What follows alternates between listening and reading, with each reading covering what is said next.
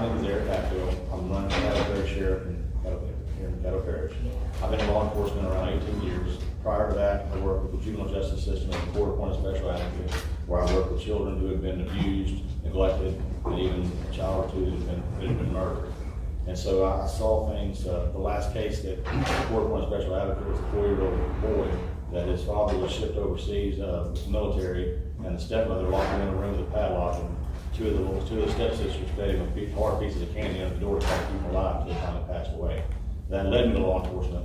Once I got into law enforcement, I began doing methamphetamine labs, simply because that's one of the biggest killers in Caddo Parish as far as besides gun violence. Second to that, those people are also committing crimes to continue the methamphetamine addiction. I also done a lot of heavy equipment theft. Those are just things that I focused on as a constable and as a deputy. However, I'm from Caddo Parish. I've lived here my entire life.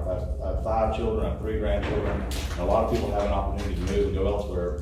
I'm not going to say I don't have that opportunity, but I don't need that opportunity. I'd rather stay here and make things work where I'm at. One thing that I would do differently, or one thing I would change is, our sheriff did a good job as far as law enforcement. He had a lot of law enforcement experience.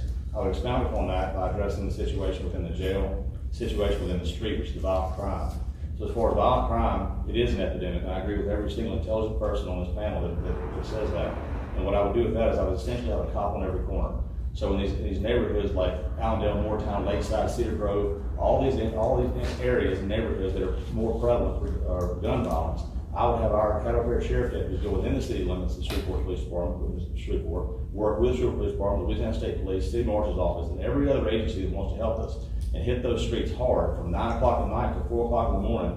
And even if it means stopping in every single individual who has an infraction where we have the legal right to stop them, so that we can identify people that have guns that are illegal and address these issues before they get to where they shoot someone. I'm 100% for the Second Amendment. We all should have the right to bear arms. I mean, I've had guns. I've grown up with guns, but I was also taught that you use those guns for certain reasons, and you don't use these guns to go out and shoot people just for no reason. So if elected as your sheriff, I will do things differently, but I will also expound upon the principles and the good work that the previous sheriff did and use these things. And also, I'll treat the deputies in a way where every citizen can show that they do appreciate these deputies by giving them pay raises and helping these deputies that have kids that are sick at home, or may have someone in their family dying of cancer, if they need time off or whatever it is. We want to work together with these deputies. Create more auxiliary units, reserve units, so we have volunteer deputies going out and filling the void when these other officers are out or where we're lacking. Thank you so much. My name is Eric Hatfield. Thank you very much. All right.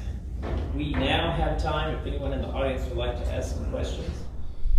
And my wife got a chance to go to Angola.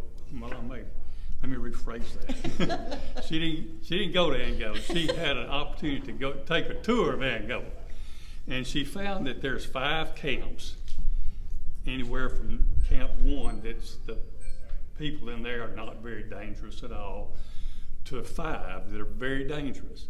But all of them have to go through courses to learn a trade, whether it's auto mechanics, plumbing, air conditioning, whatever. And that's fantastic. But it starts too late.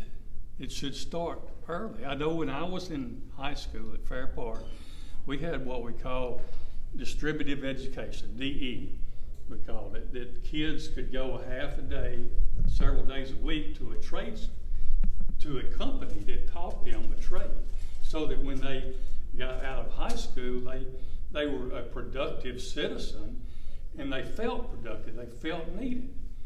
But now, I don't know what the problem is. I don't know if we still have that. I know there's a lot of drugs going on that we didn't have. We had marijuana and a couple of things, but that's about all.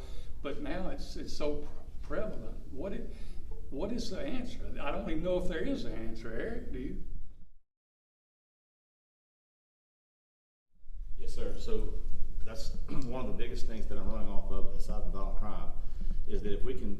So let's take an 18 or 19-year-old male inmate that goes into CCC. One, it's overpopulated. There's not enough guards. There's too many people. So and we don't want them to end up back on the streets. What we do is over here in this sector, these pods, We have an individual that's in there for a drug charge, but he's a licensed welder.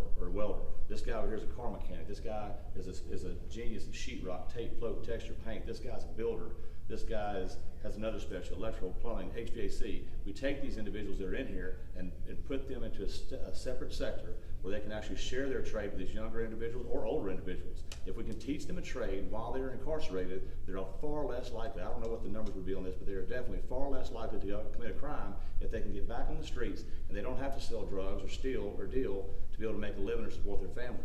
So if you give them something to do, something to take with them in their heart and their mind, their knowledge that they have, they use this skill set. Not only can they perform better with society, with citizens, but they can actually be self-sustainable. They can take care of themselves, take care of their families, less likely to have children that are in the system as well, because they can take care of them. So that is a very good question, and that is one thing that I know for a fact in my heart will change things if we can utilize the resources that we have that are already incarcerated and help these people, because then this individual that's in here, he feels better because he mentored someone who's now on the street, that's not on the streets, but they're back out in civilization and they're doing good things to help others. So that's very important. That's a fantastic question.